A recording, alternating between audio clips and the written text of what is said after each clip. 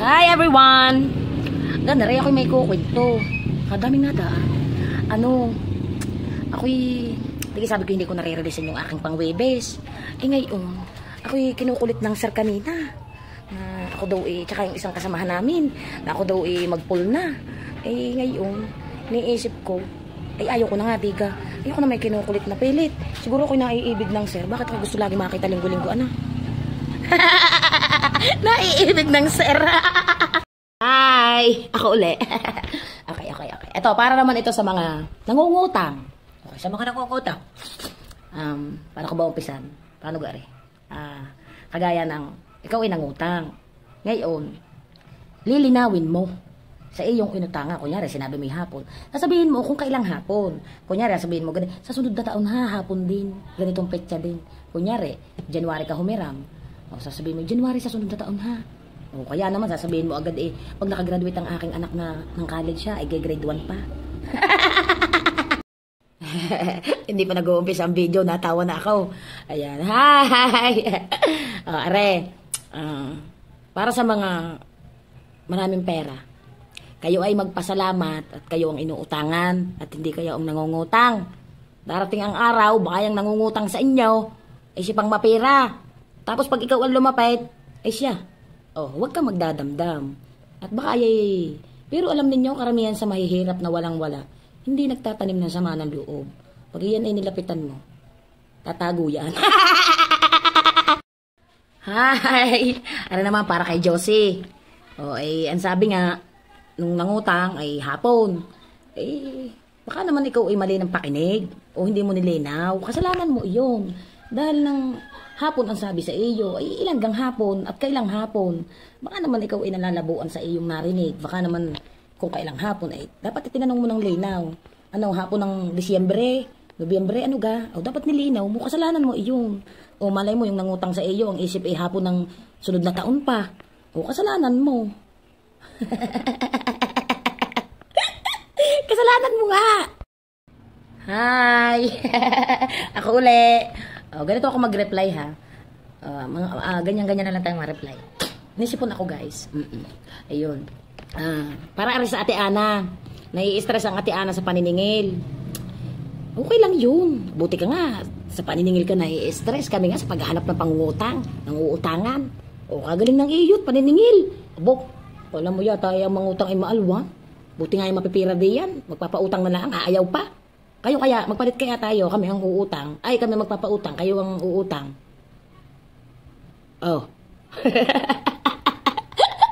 Hi! Yan. Sa comment section, may mga nagko-comment nga. Yung kunyari, kagaya nini, comment daw, sa tagal daw ng utang, pag daw nga nasingil, si panggalit. Baka naman ikaw mali ang timing mo ng paniningil. Oo. Kunyari, saka ka naniningil, alam mong araw ng hulugan. Saka ka maniningil pagka mga araw ng Sabado, Linggo, gayon. Kasalanan mo yun. Hindi yung kasalanan ng may utang sa iyo. Naniningil ka, kung kailan araw na wala kang pambayad. Kasalanan na naman na nagpautang. Hi! Eto na nga, may kwento naman tayo. Nga pala, wait lang. Dun sa comment section, madaming comment, siyempre, mga sinasabi kunyari, kagaya ni, si Nene, sabi, sa tagal daw ng utang, nagagalit pa raw pag nasisingil. Ikaw may pangunawa. Ikaw na ang mag-adjust. Oo. At saka, malay mo naman talagang wala. Ikaw naman siguro, baka naman kung maningil ka, tapang na tapang mo. Hi! Ayan, pinaalalahanan ko na ang lahat. Ang bidyong ito ay walang kwenta. Ayan, nakatambay lang ako. Walang kwenta ang bidyong ito.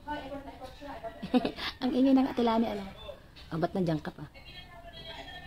Nood ka pa rin? Wala nga itong kwenta. Sulong na, sulong. Narinig pa din. Umay na raw, nanonood na mga. Kaya naman ang mga taong Hi! Ako uli. Kung mapupunan ninyo, ako i-upload ng upload. Gawa nga wala nga akong kapulong, wala nga akong magawa din Paano nga ang buhay ko din Iga. Sasahod wala mong pinagagawa din charis lang. Hindi. Ako lang upload ng upload. Wala lang. Gusto ko lang. Malay mo. Yan pala ako yayaman. Yayaman agad. Hindi.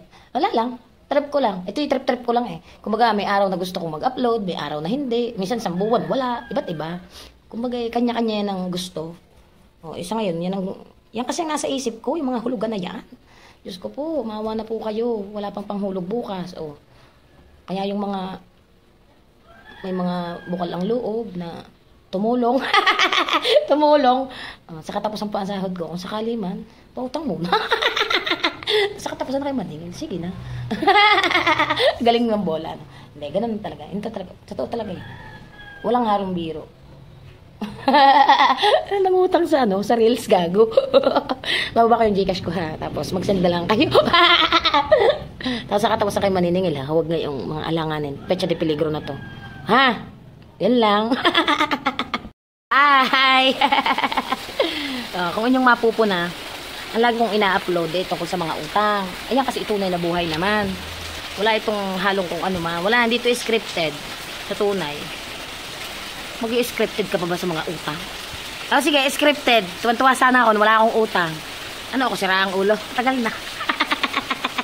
Hindi, yun ang totoo lang yun. Kumaga, kagaya bukas, hulugan na naman. Sino naman ang ayong bubulahin? At makakapambula pa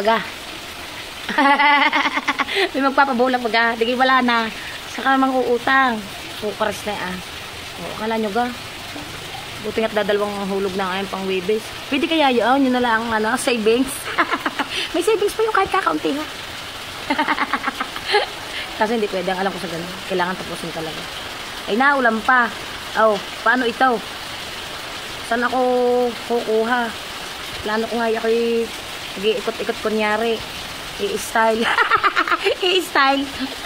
Yun lang. Hi. Pawis-pawis tayo. Hugas tayong plato. Tapos na tayo sa payo sa nangungutang. Ay, sa nagpapautang. Doon naman tayo sa nangungutang. Ang una mong gagawin, ulahin mo muna. Kunyari, ang ganda mo. Ganon. Kaya, payat ka ngayon. Ganyan. Sexy mo. Pag hindi mo makuha sa gayon, ay di, sumbatan mo na.